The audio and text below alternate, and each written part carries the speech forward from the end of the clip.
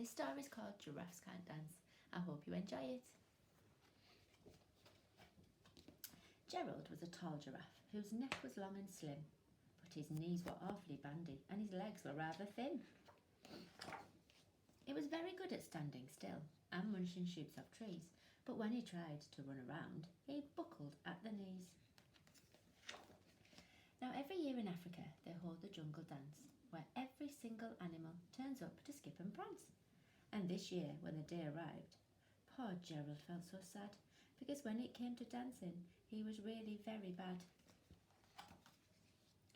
The warthog started waltzing, and the rhinos rock and rolled. The lions danced a tango which was elegant and bold. The chimps all did a cha-cha with a very Latin feel, and 8 baboons then teamed up for a splendid Scottish reel. Gerald swallowed bravely as he walked towards the floor, but the lions saw him coming and they soon began to roar. "Hey, look at clumsy Gerald," the animals all laughed. "Giraffes can't dance, you silly fool. Oh, Gerald, don't be daft." Gerald simply froze up. He was rooted to the spot. "They're right," he thought. "I'm useless. Oh, I feel like such a clot." So he crept off from the dance floor and he started walking home. He'd never felt so sad before. So sad and so alone. Then he found a little clearing and he looked up at the sky. "The moon can be so beautiful," he whispered with a sigh. "Excuse me," coughed a cricket who'd seen Gerald earlier on, "but sometimes when you're different, you just need a different song.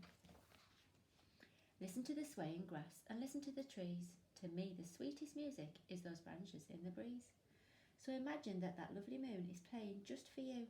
Everything makes music if you really want it to." With that, the cricket smiled and picked up his violin. Then Gerald felt his body do the most amazing thing. His hooves had started shuffling, making circles on the ground. His neck was gently swaying and his tail was swishing round. He threw his arms out sideways and he swung them everywhere. Then he did a backward somersault and leapt up in the air.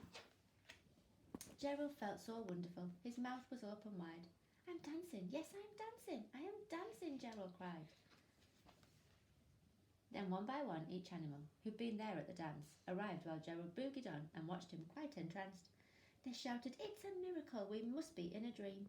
Gerald's the best dancer that we've ever seen. How is it you can dance like that? Please, Gerald, tell us how." But Gerald simply twizzled round and finished with a bow. Then he raised his head and looked up at the moon and stars above. "We all can dance," he said, "when we find music that we love."